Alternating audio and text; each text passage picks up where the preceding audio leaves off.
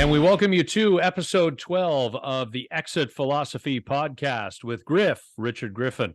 And I'm Scotty Mac. Happy end of the Seattle series to you and the Blue Jays as we sit here right now on Sunday night, July the 23rd, are heading to Los Angeles for a 3-game series with the LA Dodgers. If you're watching on YouTube at youtube.com/exit philosophy, you're looking at my background and you are seeing, Griff, a hotel room in Charlottetown, Prince Edward Island. I'll bet there's some vacancies. If there are some vacancies, they were not apparent at breakfast this morning. So you said that the population of the entire island is what? Like 176,000. Wow. So we had dinner. I'm here with a bunch of family. We had dinner in Charlottetown on the water earlier this evening as we sit here on the Sunday. And it's absolutely beautiful. But I didn't even know until I looked it up that there are fewer than 40,000 people who live in Charlottetown. It's wild. Yeah. And that's considered one of the major cities in Canada because of the history of the place and because of Confederation and everything. But I didn't know there were that few people there. Yeah, Confederation, baby. And I'm going to tell you, and I'm going to sound, so if you're listening and you're from PEI or you're generally from the Maritimes, I'm probably going to sound like the most ignorant Torontonian or Ontarian on the planet, having only spent a day and a half here. But like I said, I'm with a lot of family, and one of my cousins is a huge fan of Anne of Green Gables, read the book growing up, the movie, etc., etc. And so yesterday, after we arrived on PEI and we crossed the Confederation Bridge to get here, we settled in, and my aunt and another cousin who are avid bird watchers went off to do some of that, and the rest of us went and played 9 holes at the Green Gables golf course. And right next to the Green Gables golf course is Anne of Green Gables' house. Now, I need to be clear about this because if you're like me, you might not know what's real and what isn't. Anne of Green Gables is a book character and a movie character. So Anne of Green Gables never existed. The book was written by Lucy Maud Montgomery. So the house next to the golf course is the Anne of Green Gables Museum, and that home was used in the making of the film. So this morning, Griff, we wake up, we have our breakfast, and we don't know what's going on with the GPS and blah, blah, blah, blah, blah. We punch in the Anne of Green Gables Museum in the GPS, and like 4 addresses come up. It's a cottage industry. Yeah, yeah, literally. And we're like, all right, so we think it's this one. So we hit it, and it takes us to Lucy Maud Montgomery's home where she was born in 1874. So she's real because she wrote the book. She wrote the book. She's real. She's not real anymore. But Anne is not real. Anne is not real. But Lucy, she has a cottage there. Anne has a home that she lives in for the movie that's based on the book written by Lucy Maud Montgomery. Got it. So we go to Lucy Maud Montgomery's birth home and we tour it. And it's a tiny little thing. And you know, these homes from the Victorian era have no hallways. So it's just room to room to room. But it was fascinating to see. We saw the bedroom that Lucy Maud Montgomery, great Canadian legend, was born in. Then we get back into the pickup truck and we punch in the GPS to go to the Anne of Green Gables Museum. Things are looking good for ever so tolerant Scotty Mac. And now that I'm speaking in the third person, you can tell that we're going somewhere. On the way to the Anne of Green Gables Museum, which is next to the golf course, we come upon another home that Lucy Maud Montgomery spent a lot of time in as an adult.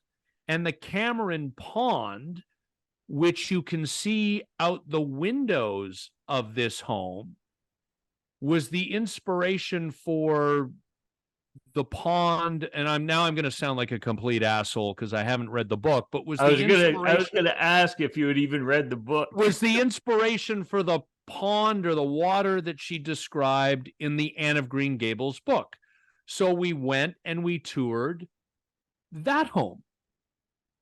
So now, on a Sunday morning in late July 2023, I have been to the place where Lucy Maud Montgomery was born and the place where Lucy Maud Montgomery spent significant time living at before she moved to Leaskdale, which is modern day Uxbridge, because she moved to the Toronto area after getting married. So there's a local angle. There's a local angle. So then we finally get to the Anne of Green Gables Museum and we tour that. And I'm a happy camper because there's a Starbucks there. We love that. Starbucks coffee. Never going to complain. Enjoyed the tour. I had a lot of fun. And just up the street from the golf course and the Anne of Green Gables Museum is a cemetery at an intersection. So it occupies a corner lot on one of the intersection's corners. And almost everybody, it seems, has the last name MacNeil, M-A-C-N-E-I-L, on the headstones. But Lucy Maud Montgomery is buried there. And then I learned that her mother's maiden name was MacNeil, and that, in fact, is most of the maternal family of Lucy Maud Montgomery buried there. And Lucy Maud Montgomery, who died in Toronto in 1942, had her remains returned to PEI. That's where she's buried. So I have spent today, Griff, keeping an eye on the Blue Jays and Mariners, but literally living the life. It's nice to see that you were paying attention to all this history because I had no idea about any of that stuff. So now I'm sitting here and I'm like, you know what? PEI is gorgeous, right? It's as green as everyone says it is. And the red clay beaches are beautiful and the water is cold on that end of the island, but you can go to some other spots and you can swim in the water and the water's a lot warmer at this time of year. It's a gorgeous, gorgeous island, but I am going to sound like the ignorant Toronto tourist who just made a day out of being a front seat passenger in a Lucy Maud Montgomery adventure. That's my life today. That's me. Yeah, but as long as your cousin is happy, who's a big Green Gables fan, you know, very happy. And she's like, you guys hate me, don't you? You guys hate I didn't screw. I said, Joe, her name's Joanna. I said, you didn't screw this up. I mean, we came up, the first one was a GPS mistake. The second one was on the way to the Anne of Green Gables Museum. I said, you didn't do anything wrong. I said, I just feel a little oversaturated on the Lucy Maud Montgomery front. Well, it's not quite as exciting as that, but Debbie and I have friends whose daughter was a big The Hansons, the singing group fan. Bop? Yeah, that one. So they were driving through... Yeah, that one, I don't know it. They were driving through Oklahoma, and they passed the Hansons' homestead, and she hopped the fence and ran up to the window and looked in their bedroom, and it was just like a preserved family homestead. And then she came back, hopped over the fence, but there was no museum or anything because they were still singing Bop or whatever you just said. Please tell me that there never will be a Hanson's museum. I'm not crapping on the brothers, but I all I'm saying is like Elvis has Graceland. Right. I'm not thinking to myself, you know who needs a museum after Elvis? The Hanson brothers. In Oklahoma, where the wind comes whistling down the plain, you know? Oh boy. Well, anyway, while this was going on, and you said you were paying attention to the Blue Jays series in Seattle, I don't know how much of the Friday and Saturday games you saw, but in summary, the Blue Jays bullpen, which has been highly regarded and vaunted, had 3 blown saves in the series. They were all 3 great games, tense all the way through the middle innings and into late innings where they blew 2 out of the 3 and had a chance to blow today too. But Jordan Romano, after putting runners on second and third with 1 out, he came through with a strikeout and a fly ball. And so like they didn't answer any questions. The Jays did not answer any questions in Seattle, but it was entertaining baseball for 3 days.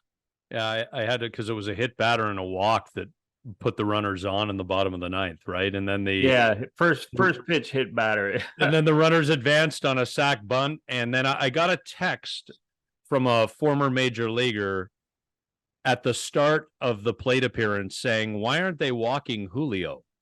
Right? Because Julio Rodriguez was up with second and third, 1 out. Yeah. So I did the smart thing and didn't respond until the end of the at-bat. Yeah. When Julio struck out. And I said, because Jordan Romano was going to strike him out. And then I came off sounding completely and totally brilliant. And then Eugenio Suarez, they got him. And I'm thinking to myself on that 2-2 slider, because Romano wiped out Julio with that slider, and he got Suarez to look really bad on it 2-1 to make the count 2-2. And it wasn't quite, I think, the location 2-2 where Jordan wanted it, but it was down enough and outside half of the plate enough that Suarez kind of had to reach for it, and it was a lazy fly ball to Whit Merrifield. And the Jays salvaged a game, Rich, and, they snap a losing skid. They got swept in 4 games by the Mariners in Seattle last year and obviously lost the first 2. I mean, huge win for them. Yeah, and it was a big win because, we're not even counting the 2 playoff games at Rogers Center in October, but it was a big game on Sunday for more reasons than just the streak in Seattle. Alek Manoah needed to prove something because his role is hanging in the balance. And there were a couple of things. Manoah went 5 innings.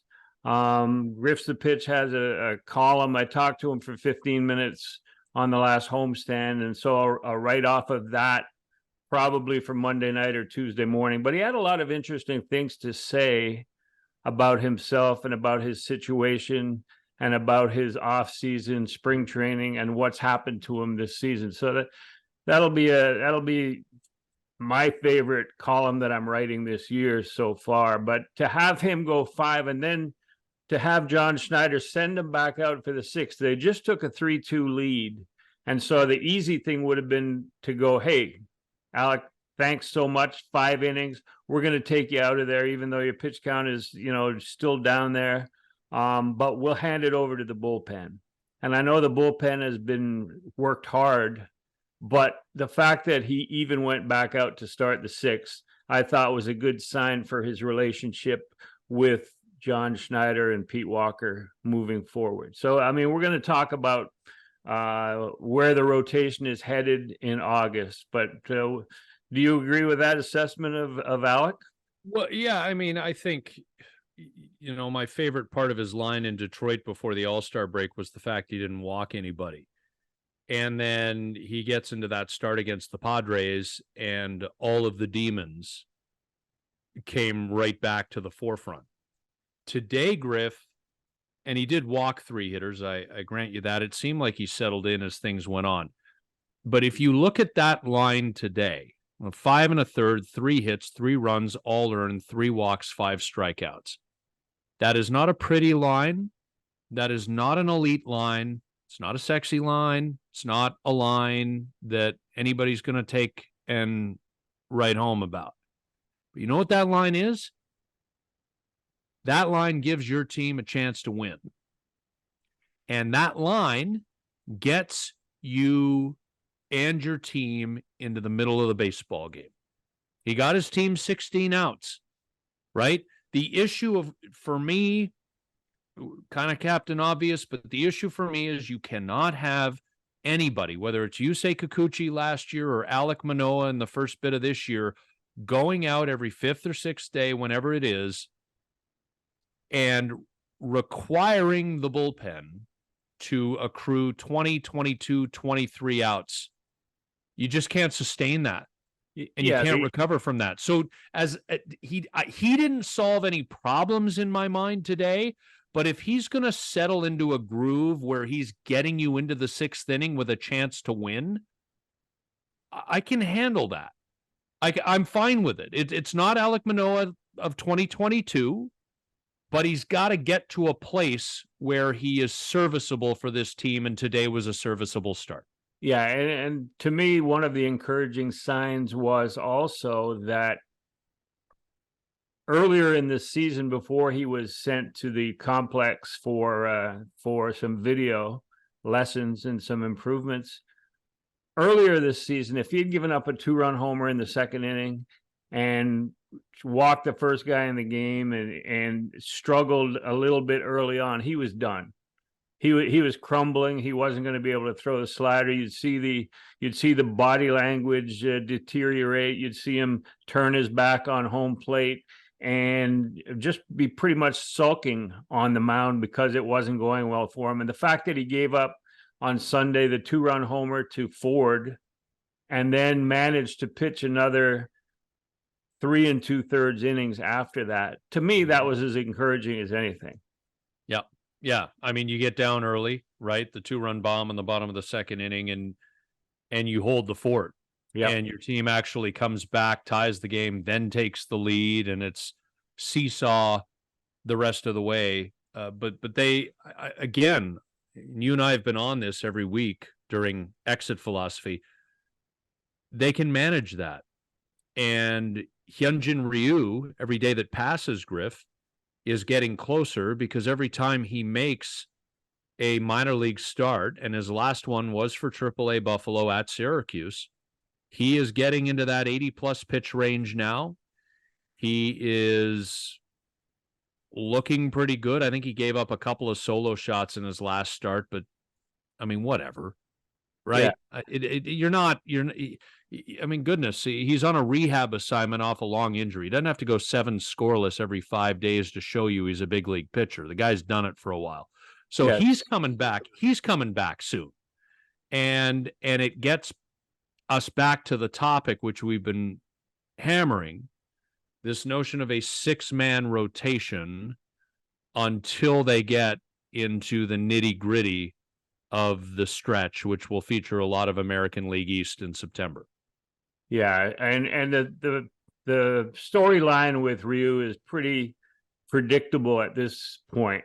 He, as you said, he pitched in Syracuse. He did well in Syracuse for Buffalo, and then he's flying out to LA to join the team for their series against the Dodgers, and that means nothing except that he's Hyunjin Ryu and Scott Boras is his agent, and he's not going to languish in Syracuse while the major league team is in LA. So he's flying. And the Dodgers are his former team. Former team. He's got, I think he's still got a home out there, and a lot of connections in the LA organization and in the LA area.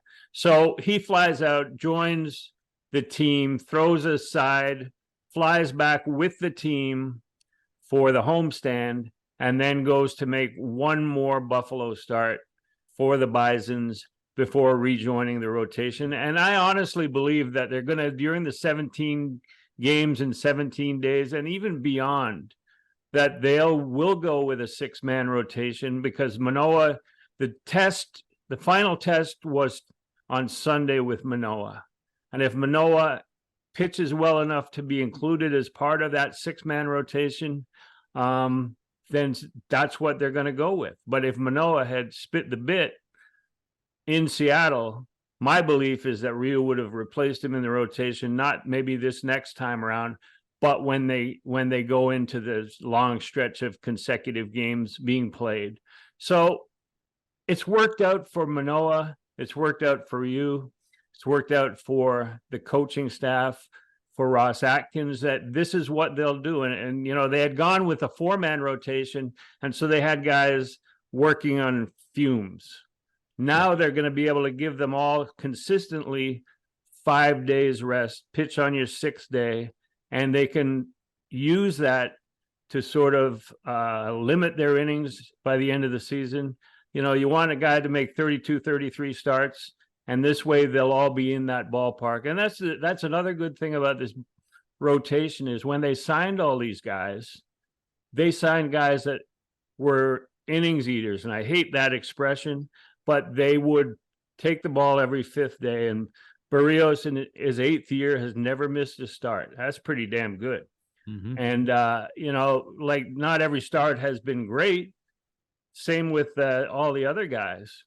But the fact that you don't have to worry and you can hand the ball, you look at some of the other contenders and they're putting starters on the IL and when are they going to be back? How do you replace them? And the Jays' dilemma is, do we go 6 men or 5 men through the month of August? And I think that's an advantage for the Blue Jays because the Orioles have 4 young guys who are within 35 to 50 innings of their career highs in innings pitched. And I'm not necessarily an advocate of innings limits, but it seems to be the thing these days. And, you look at the Marlins and how they sent Eury Perez to the minors after 11 starts. And he was just, eating up the National League. And now he's not even in the major league. So I think that's an advantage for the Jays moving forward in terms of will they be still contending when they go into that last stretch of the season against nothing but contenders, starting with Texas and within the American League East. I think if they get to that point healthy and in playoff position, that's what they need to do.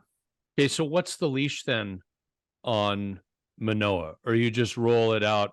Well, you don't have to. No, because the reason I asked, Griff, is because, if, like I said earlier, if he lands in the area of today's line, that works. Yeah.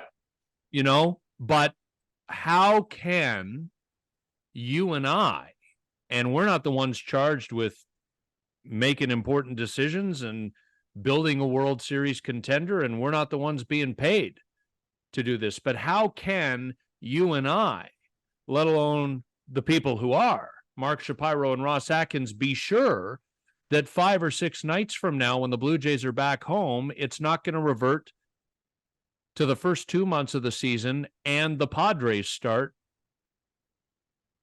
after the All-Star break? How can we, my point is it was okay. It was very good in Detroit after an interesting first inning that he escaped, but it was very good, to be fair, in Detroit. It was not at all good against the Padres, and it landed somewhere in the middle, more than acceptable, but landed somewhere in the middle against Seattle. And now we're just saying, and I understand we're up against the trade deadline. Yeah, we're not just saying that. You look at it, and if you rate the offenses of the 3 teams that he's faced so far, you would go Padres number 1, Mariners number 2, and Tigers number 3. And that's the reverse order of his effectiveness. So he was most effective against the worst offense. You have today's performance against a middling offense. And they're a swing and miss team, basically, at this point, the Mariners. And he had 13 pitches that they swung and missed. So I agree with you that it's a little too early to be definitive about anything concerning Alek Manoah, but it could easily have happened today where he just self-destructed. Yeah, no, I give you that. And while I agree that it's a little too early to say anything definitive, because that's what we're discussing, it's not relevant whether it's too early, because decisions have to be made this coming week. Well, they're up against in terms of a trade. In terms of trade, yeah. If you're going to go get, I don't think a starting pitcher is on the docket for the trade deadline. Yeah, not a frontline starting pitcher. They may have a guy that they can store in Buffalo who's better than anything they have down there. But I think that the decision they're going to make is whether we go through August with 6 or 5. So if Ryu can't make it, or if he aggravates something, or if he's not back 100%, then you got 5 with Manoah. If Manoah spits the bit, then you got 5 with Ryu. I think that adding another starter and giving up assets to do that is not part of the equation that they're looking at. I think, and it probably can't be, because they just don't have enough. Yeah. I mean, you'd be rating the farm system, and I mean, a lot of the talent that they have hoped for, not named Relvis Martinez because he just got promoted, is at AA or lower. Yeah. And they've got a bottom third ranked per Fangraphs farm system. So if you raid that further to go for it now, we've discussed, your window could shut right. really quickly. We've discussed the fact that this team, with all the money they've spent on refurbishing Rogers Center and providing for the high rollers, as opposed to this lifetime season ticket holders, because of that money they've spent and because of the income they're looking to pull in from non-traditional baseball fans, I don't think they can trade away a guy who's 3 years away, one of their starting pitchers that's like, at AA or Ricky or Tiedemann, and they can't trade a guy like that because 3 years down the road, they're going to need that guy. And right now they've got a team that's contending for 3 more years before they have to make a decision on Bo and Vlad and those guys. I mean, hopefully for them, they make those decisions earlier than that. But they need to be looking ahead. They can't just be playing 100% for the present, because they've got this stadium now that could be an albatross if the team sucks. No question. And they also can't just fix holes in free agency. I mean, we can talk about Vladdy and Bo, and I'm still not sure where I waver on the whole Vladdy thing. Not whether he's a good ball player, I want to be clear about that, but what exactly you do and when with regard to a significant and long-term contract extension. I'm still not sure where I sit on that, Griff, because I watch him play sometimes and I'm like, this guy's not a $400 million player. And then he goes to Seattle and he hits a couple of home runs and he starts to look like the guy we knew when he was at his best. And it's like, well, geez, maybe he's gearing up for a big couple of final months. But you can't solve everything in free agency, to get back to my original point. I mean, they've paid for most of their starting pitching in free agency. That's fine. It's working out for them. Guys are making all their starts and most of them are pitching extremely well. But you have to have an internal foundation of players you have drafted, of players you have signed internationally if they're not draft eligible because they're not Canadian, American, or Puerto Rican. And you have to bring those guys up. You can't just continue to throw money left, right, and center in free agency for the sake of propping this thing up. We've seen other teams fall apart as a result of trying to do that. Yeah, I think more and more in Major League Baseball, you're seeing teams, their decision is to spend the money and wrap up their own developed players as free agents long-term. You're seeing that more and more often, so that the free agent pool every winter is becoming more secondary, more Chris Bassett type guys, mid-rotation, and fill-in guys. To me, if there's one or two guys, Ohtani is good. If he's there, it's going to be so far above the rest of the field that it's going to be ridiculous. You probably are going to have Matt Chapman out there. But if you go beyond a handful of prime Major League free agents each winter, then that's surprising, because the players that you sign and develop have given you 5 years of their talent. So it makes it worthwhile for you to pay that extra premium for their future, because they've already given you themselves in the past. I mean, you look at Manoah, and if he had continued his upward curve, his $770,000 he's making this year would be ridiculous. In 4 years, yes, you'd be going, hey, we can balance that out by giving him money in free agency to make up for what the basic agreement, what the contract with the Players Association allows teams to do. So it seems that with the more money being floated out there to young players, that is going to dictate the Bo and the Vlad direction for the Blue Jays. I think they'll end up signing both those guys. I just, to tie a bow on what we've, no pun intended there, talking about Well, Bo, it was pretty good. To tie a bow on this entire conversation. So what you're telling me, Griff, is you don't think Jordan Montgomery of the St. Louis Cardinals, the former Yankee, is going to be a Blue Jay by August 1st. He's not going to come home and pitch in the same town where his great-grandmother, Lucy Maud Montgomery, passed away. Oh my God, we have come full circle here with Anne of Green Gables. Holy shit. Oh, how do you get off the island if you're going somewhere else? Are you good? Is there a bridge? You mentioned a bridge before. Okay, so if you come onto the island like we did from New Brunswick, you cross the Confederation Bridge. If you leave the island via the Confederation Bridge, you have to pay to get off the island. There's like a 50 some dollar toll. So it's free to get on the island, but you're hooped because you can't leave without paying. We are going to Nova Scotia, and we don't want to go back to New Brunswick and then pick up the Trans-Canada and get in, because we're actually going to Cape Breton first.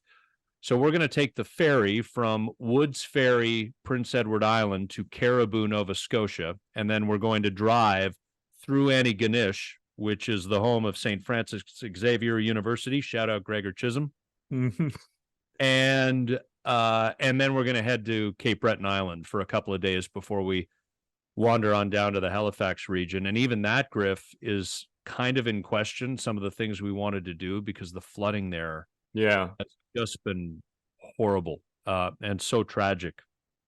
So our hearts are with our hearts are with, our hearts are with Haligonians and Nova Scotians and Maritimers in general, who've had a really tough few months with the forest fires in May and the flooding now. But yeah, so we're taking a ferry, and I think it's a little more than an hour on Monday morning, and to get to Caribou, Nova Scotia. And that's a good, so you obviously drive your car onto the boat, and that's a good $90. Yeah. So that's why there's so few people living there. Because every time they got there for free. They got there for free, and now they got to be charged to get off. I ain't coming back. I'd love to see the rest of Canada, but I have to pay to get out of my province. What are you even talking about? Jay should try that at home games. Everybody gets in free, and you got to pay like $100 to get out. That'd be that, or you have to eat $100 worth of Looney Dog Tuesday to be able to, and then they, can wheelbarrow you out of the stadium as you've gorged yourself on pig ass for 9 innings. So the Hall of Fame ceremony today, I watched a little bit of that. Well, I watched it started at 1:30 on Sunday. And the crowds were a little down. I mean, obviously, it was only 2 players being inducted, Scott Rowland and Fred McGriff, both former Blue Jays. But it was not as well attended as others in the past. I mean, I've been down there a few times, and it's a great, great experience. Anybody who hasn't been down there should put it on their bucket list if they're getting ready to retire, or even if they're able to take a few days off in July and go down to see one of their favorite players be inducted in the future. But, I was there for Halladay. I was there for Raines, Dawson, and it's just a great experience. And the one thing I don't understand is, like, there is a difference between the Hall of Fame and the museum. The museum has all this stuff, all the Pete Rose memorabilia that you would want, his 4,000 hit bat, his uniform, his this and that. So Barry Bonds stuff is in there. So it's not like these guys are being excluded from the museum, but the hall is specifically at a lower level of the museum, and it has well lighted, it's a clean, well lighted place with all the busts of those who have been voted in. And you know, there's a difference there. And for people to complain that Pete Rose is not recognized in the Hall of Fame takes away from a lot of his stuff is in the museum, and you can go see, and you can place him in history with the great hitters of all time. It's just that he's not in the hall. I mean, I would vote for him if he was on the ballot, especially now with all the sports gambling being legalized, and everybody wondering who they should bet on in baseball, and like you're letting media into the clubhouse and they can check lockers out and see who's like, you know, who might be injured and not telling anybody. It's really, the landscape has really changed. And I mean, I was always a Pete Rose should be in the hall guy, but I, you know, like his stuff is there. You go there, and just the trip to the museum is worthwhile for families with young boys and girls who play baseball themselves. It's a trip. It's an experience. Yeah, and I got to get back, Griff, because I haven't been since I was a teenager. I've been twice.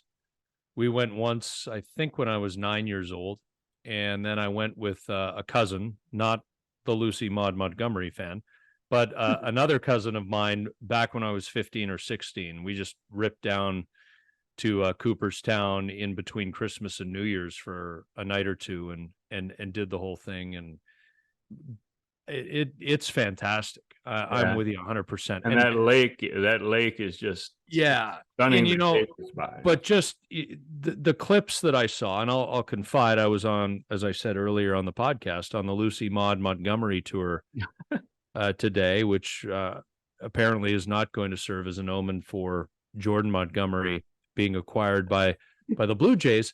I did see some clips later on of Fred McGriff's speech, and he always struck me this way when he played, Griff. And I mean, he was long retired before I got involved and covered Major League Baseball.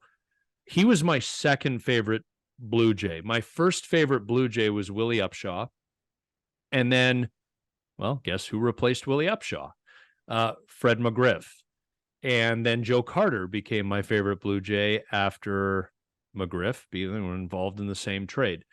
But just listening to him talk, the clips that I saw, there's sort of an obvious decency to the man. He clearly was committed to his craft. He was thoughtful about his craft. And I don't know him other than a couple of times I got to speak to him when he was kicking around wearing a uniform in spring training for the Blue Jays back in the mid-2010s.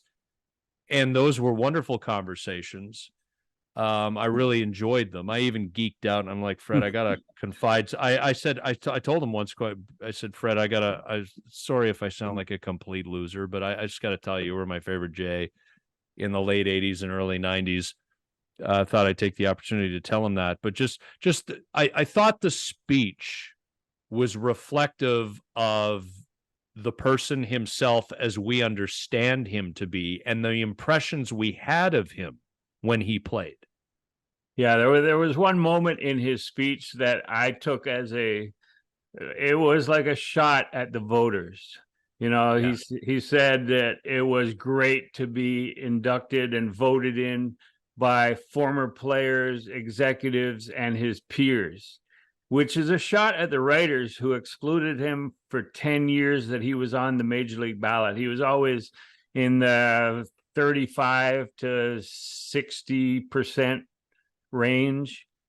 And there's so much being said about who should be voting for this thing. And like the bottom line is that in 1936, I think it was, when the Hall of Fame opened, the Baseball Writers Association was a powerful entity. It ruled the coverage of the game. And so I've been voting since 90 or 98, whatever it was, 5 years as a BBWA member and been voting ever since. And we take it very seriously as a group.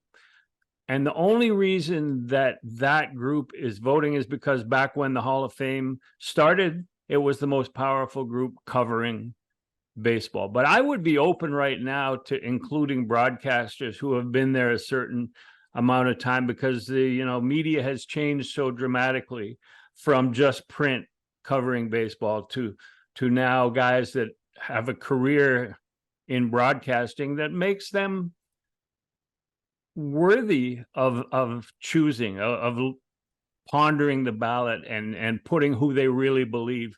I mean, I looked at the introduction as they were being brought on stage. 48 Hall of Famers were brought on stage, plus McGriff and plus Scott Rowland. And I've seen every one of them play in person. I've seen every one of them play in person. Now, somebody, some 24-year-old geek would be going into a computer and saying, well, his WAR, his A WAR, his F WAR, his whatever. I want to know more about A WAR, Griff. Yeah. B WAR is Baseball Reference, F WAR is Fangraphs. What's A WAR? I have no idea. Could be anything. Baseball Almanac. Yeah, okay. But the fact of having seen all of these players play and judging them Hall of Fame worthy, I think should count, and it does count more than running numbers through a computer and comparing eras when WAR didn't even exist. When Willie Mays and Babe Ruth and those, they didn't know how they could accumulate these positive numbers. And like, I think Hank Aaron said, maybe Willie Mays said, if I knew 100 stolen bases was such a big deal, I would have done it, So that, and then I'm ranting now, but on base percentage, when guys were throwing maximum 85, 88 miles an hour, they were throwing balls in the zone. They were throwing in the strike zone. So you're not going to build up your on base totals unless you're getting base hits. And that's why hits and batting average were so important back in the day. And now you got guys going out to the mound throwing 98, 99, coming in the sixth inning. They don't know where the ball is going. So you're going to rack up walks. You're going to have, anyway, where. But it's the same like Tim Raines. You go to Baseball Reference and look it up. I mean, Tim Raines didn't get 3,000 hits, but when you add his hits with his walks, he was on base like 3,800 times. Yep. He was on base more than Tony Gwynn was, who did have 3,000 hits, because Gwynn never struck out and, was so busy slapping base hits to left field. He could take a walk. He could take a walk because he had a keen eye, but he was just really good at getting his bat on ball and when your bat to left field. When your bat to ball skills are elite, you're not going to draw as many walks, because when you swing the bat, you're putting it in play, and that used to be the thing, But now, whatever. But that's my rant. That's my rant of the day. Yeah, but like that's my point, is that like how did it take so long for Tim Raines to get in the Hall of Fame? We didn't have 3,000 hits. Well, okay, but if you add the hits with the walks and you count the walks as singles for the sake of argument, and with Tim Raines, a single or a walk often meant a double because he was going to steal second base, and it might in some cases mean a triple because he's going to steal third base. Like, who cares? You get to first base, walk or hit, it's the same result. Yeah, and the thing about Raines and his 808 steals or whatever it was, he didn't waste any time. I mean, he would be on second base a lot of times, first pitch, second pitch. And that allows the inning to unfold in a different manner than if you're stealing with one. You get on base to lead off, then you wait until one is out, and then you're waiting into the count to get a good pitch to steal on. That is not, to me, as valuable as a guy like Raines, who for a long time had the highest success rate on stolen bases in Major League history, and did it early in counts, and that was a value that got him into the Hall of Fame, among a lot of other things. But yeah, those don't get spit out of a computer in any way. A couple more Blue Jays notes. Are you satisfied with the construction of the batting order? We've touched on this a little bit, but I got more than one text this week from people who are personally either related to me or are friends of mine, but who also listen to the podcast, saying, could you guys talk about this? And we have, but I want to flesh it out a little further. And I'm going to ask you this question, Griff. Yep. And in asking you this question, I am implying my own opinion. Is George Springer the leadoff hitter of this baseball team today, right now? Because he has, for a very long time, been a successful leadoff hitter, and he came to the Blue Jays as a leadoff hitter with a reputation as a successful leadoff hitter, and now any attempt to move him off of hitting in the one slot could be taken as a personal slight, could be viewed by those on the outside, the commentariat, if you will, as a slight on George Springer, and then articles start being written, questions start being asked. Is it just easier to leave him in the leadoff spot to avoid distraction, or does there need to be a conversation about reconfiguring the top of this lineup and George Springer moving on down a little bit? First of all, I'm going to say that I agree with the concept of not having him in the leadoff spot. So the second thing is, I remember Charlie Montoyo, when he first joined the team, talking about the fact, somebody said, where's he going to hit in your batting order? Well, we signed him as a leadoff hitter. He's one of the great leadoff hitters in our game, and so he'll be batting leadoff. And even when he was injury prone, he might still be considered injury prone, whatever, but even when he was missing time and you wanted to sort of ease him back in the lineup, he would hit leadoff. Now, I don't know what promise was made when he signed the contract, but if he's a team player, and if they had that discussion seriously about explaining that we would be a better lineup if you would be willing to bat fourth or fifth in the lineup. Now, if you had Bo or Vlad followed by Bo, like, find a leadoff hitter, whether it's Merrifield or whatever, but then have Vlad followed by Bo, and then the threesome of Chapman, Springer, and Belt. I mean, we've had to reverse our course on Belt because he's become pretty reliable, other than the fact that he's on pace for 300 strikeouts in a full season. But, I mean, he's come up with some big hits, some big home runs. He sees a lot of pitches. I would, have him in the sixth spot there. But to the original question, yes, this team could be better having George Springer, who's still a productive offensive player, not batting in the leadoff spot. Do you think, okay, because you've spent so much time behind closed doors. I mean, you've been on both sides of this, Closed doors? The door's closed. But like you've been on the other side of this, Griff. I mean, you've opined on it for years as a columnist and etc. But like, you've had some access as a PR person that others of us would not. Based on your experience, would you say that this conversation has happened with George Springer and he's rejected it and said, no, I'm the leadoff guy? Or are they just sort of hesitant to go about having this conversation so it never comes up and nothing ever changes? Or do they believe he's the best guy for the job and he hits one? I don't believe that they believe that, but my belief is that they signed a guy who was a leadoff hitter on a World Series winning team. And they signed him with a promise that he would bat leadoff for this organization. However, I also do not believe since that time that they've had the discussion about, can we move you down And I wouldn't even move him to 3. I'd move him to 5, maybe 4 or 5 in the batting order.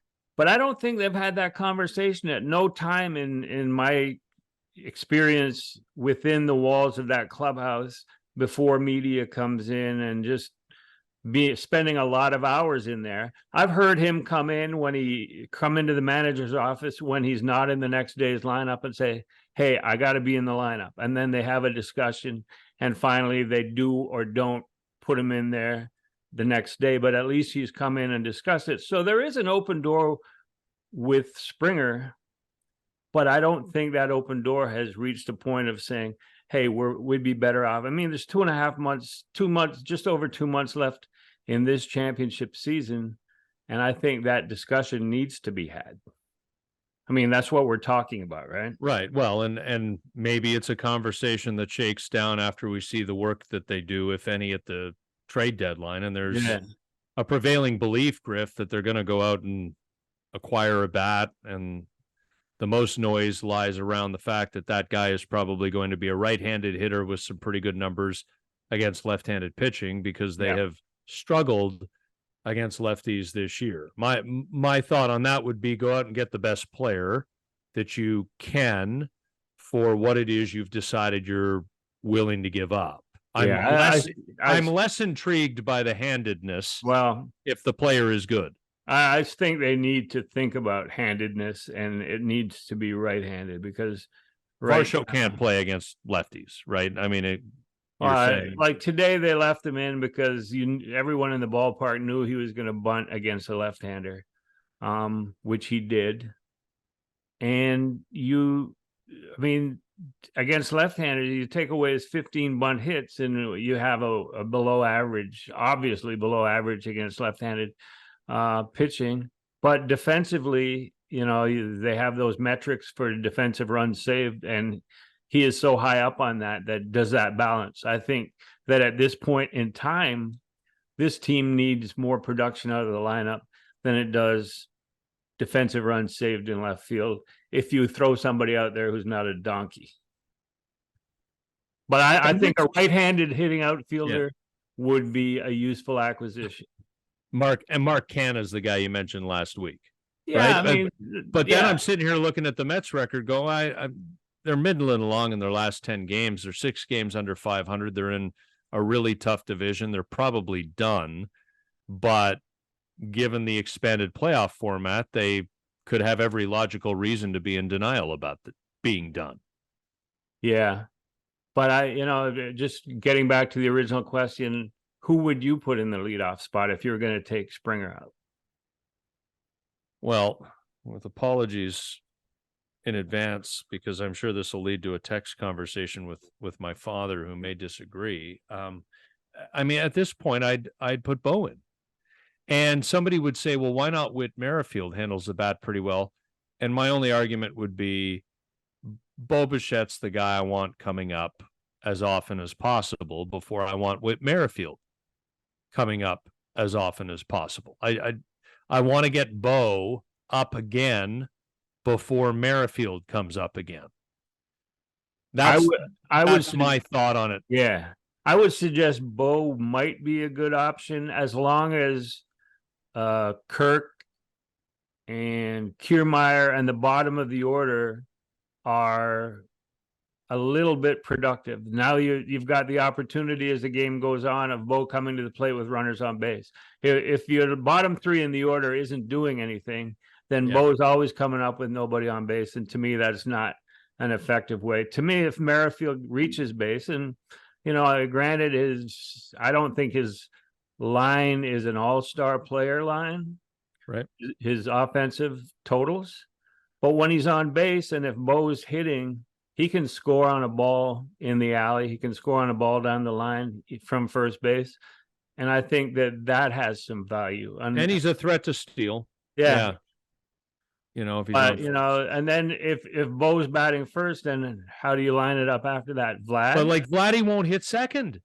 Well, Springer won't hit anywhere but first. So there's a problem, is that you have players on a team who are thinking more about themselves than about the team. But that's the generally. Have they had a discussion with either guy? I know that at one point, Vlad said, "I don't like hitting second," and they had him hitting second for a while. I think when the team was in Buffalo, but he didn't like it, which doesn't mean that it won't happen. But like, he didn't like it. Why? Because the 3 spots, the run producing spot, like Josh Donaldson hit second a lot for the Blue Jays, Griff, because by the mid 2010s, we all had this understanding that the second spot in the order was designated for the team's best hitter. Yeah. I didn't used to feel that way, but Donaldson, and then there were some other players who were MVP candidates who hit second, and it's a brave new world of baseball. And I'm now a second in the order guy that advocates that's your best hitter. And if Vlad wants to be considered the best hitter, then that's where he should be. Like, just, I mean, if it's the right thing for the team, do it.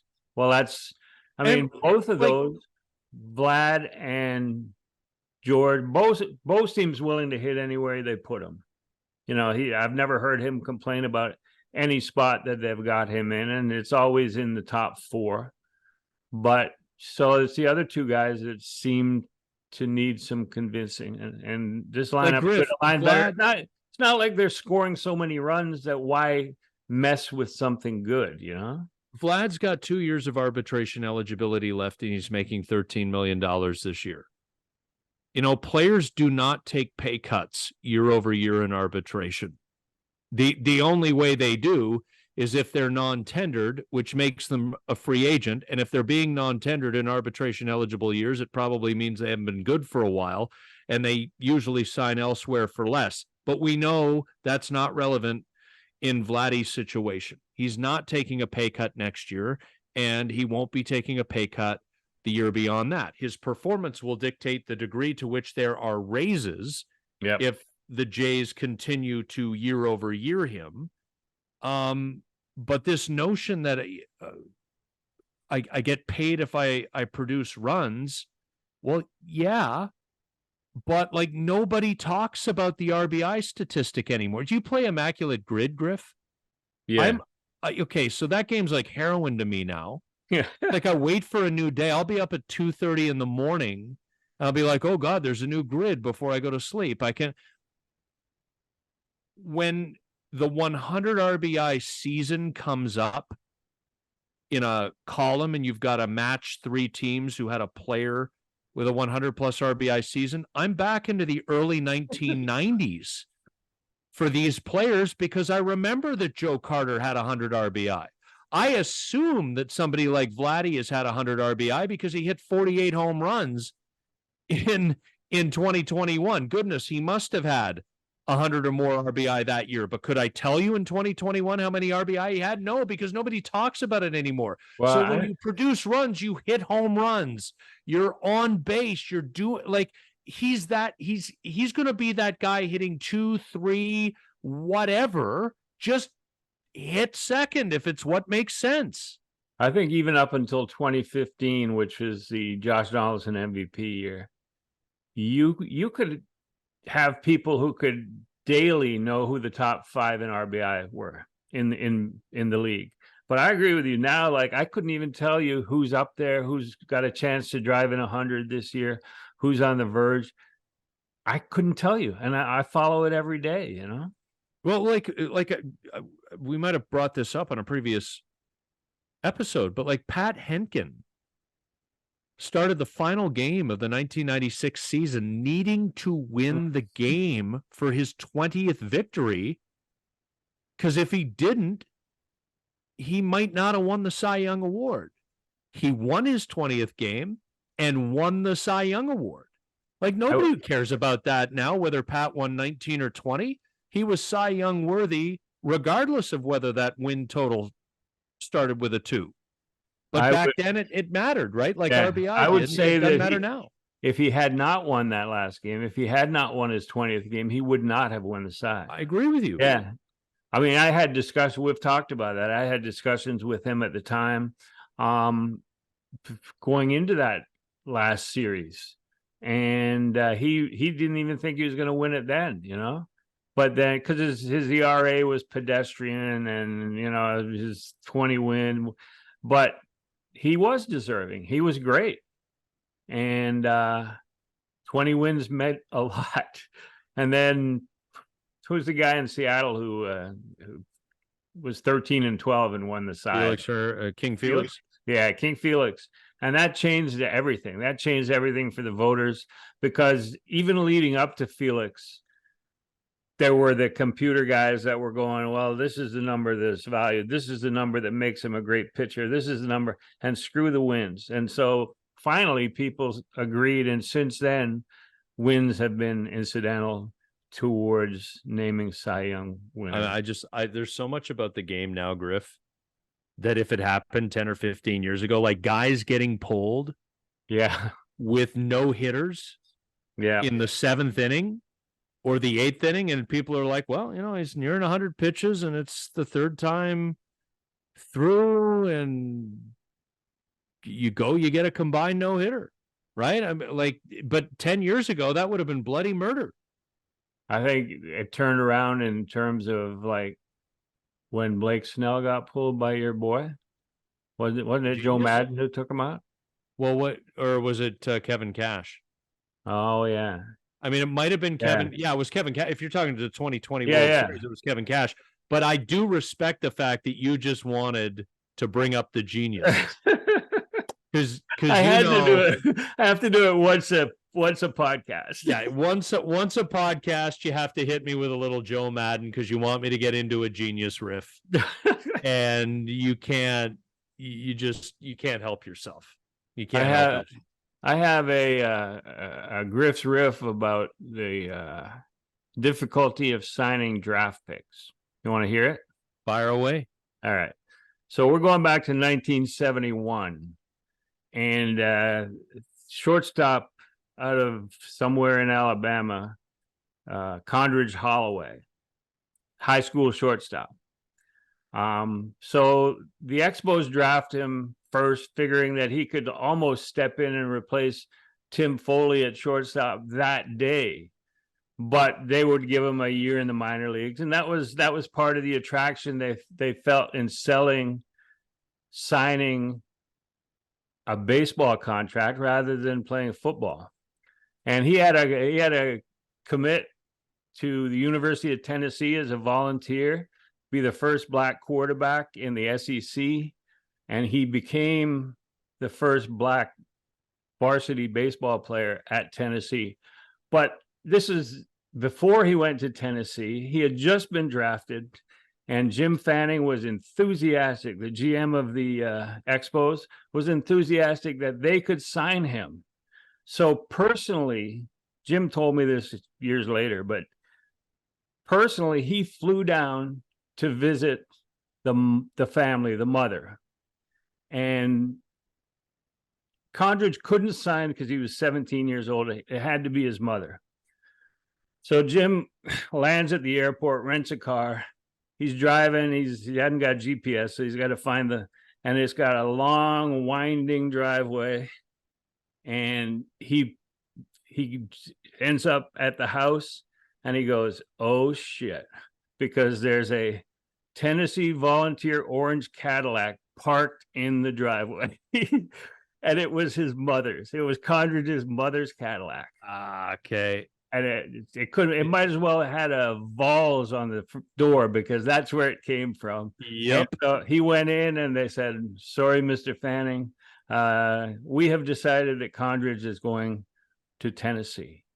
And so that's the difficulty of drafting high school players. And that really hasn't changed that much. I mean, if they have the option of going to a major college program like Vanderbilt or any of the SEC schools in Pac-10, that's balanced against what you can give them in terms of a signing bonus. And I've always felt, and this is my argument, that when you get a really good high school athlete, that if you make them play 4 or 5 years in the minor leagues, you're not going to sign them. But if you can show, as baseball moves forward, and it's not like major leaguers don't make mistakes, base running mistakes, defensive mistakes, decisions that are wrong. Sorry, what do Blue Jays fans know about base running mistakes? I'm unclear. Well, I think I was trying to bring that audience into the conversation. But why not have a guy play a half season after he's drafted, then play a full season in the minors, and then almost promise that he'll be in the majors in a year and a half? Because what if he completely craps himself? Well, then, I mean, a promise, I said almost promise. Okay. But if you're that good an athlete, then, I mean, you see guys now, the Jays aren't doing it because their farm system with position players, as you discussed earlier, a lot of them are at AA and lower. But you look, and on the highlights is guys coming up all the time, especially after May when you've got them for that extra year before free agency. And I think that's a change that needs to be made. And maybe Condredge Holloway would have been playing shortstop for the Montreal Expos, but it didn't happen. Instead of winning the 1983 Grey Cup as the quarterback of the Toronto Argonauts. Correct. Right? He did come out for VP when he was playing for the Argos. He came out because, the history of being drafted by the team or whatever. And It was funny. He was like a really good athlete, obviously. And he wasn't that far from having the skills even after 4 or 5 years of not playing baseball. And it was great. And I would have loved to see Condredge Holloway at shortstop replacing Tim Foley. Crazy horse. We're about to put the wrap on episode 12. And Griff, I'm always hesitant to do this because I have no memory anymore. But at some point we need a Griff's Riffs. So I'm telling you this now because I need you to write it down. But we need a Griff's Riffs on the Pearson Cup. Oh, yeah. Because it used to show up. I used to get the CIBC Blue Jays calendar with their schedule on it every single year, and I would write the final score on each date and winning pitcher, losing pitcher as a kid religiously. And then there was always this Pearson Cup date against the Expos, but the game was never televised. I don't ever recall hearing it on the radio, but it just got played at Exhibition Stadium or the Big O. Yeah. And it was often minor leaguers and whatever. So at some point, maybe next week, let's do it. Let's do it next week. And we will call Griff's Riffs, what the hell is the Pearson Cup? And where were the bragging rights hidden? Because if you won that game, there was an actual trophy. But did they just take it? Yeah, the winning team got it and propped open the washroom door with it. I don't know. But there are some stories offloaded to Syracuse or whatever. There are some stories. There are some stories worth riffing about, and we'll do it next week. All right. So the Blue Jays are heading to Los Angeles for 3 with the Dodgers. Then they will return home. They are 55-45. They are in a playoff spot in the American League as we sit here on the night of Sunday, July the 23rd. A reminder to check out griffsthepitch.com. That is Griff's full catalog of work. You have multiple weekly Blue Jays and MLB columns. You have a weekly MLB power rankings column where Griff goes 1 through 30. I think I've promoted that column, saying 1 through 32 a bunch of times because I'm brilliant and my head's already in the NFL game. 1 through 30. And you also get exclusive conversations with some of the movers and shakers in the game, including a number of prominent former Blue Jays and Expos. Griff knows them all. And you get the link to the Exit Philosophy podcast. So go to griffsthepitch.com and throw Griff a little coin as well. It's well worth it to help you get through the baseball season and stay informed. Thanks, Scotty. Have a good trip to cross the ferry to Nova Scotia. Shout out to Lucy Maud Montgomery. What a day it was. Good night from Charlottetown.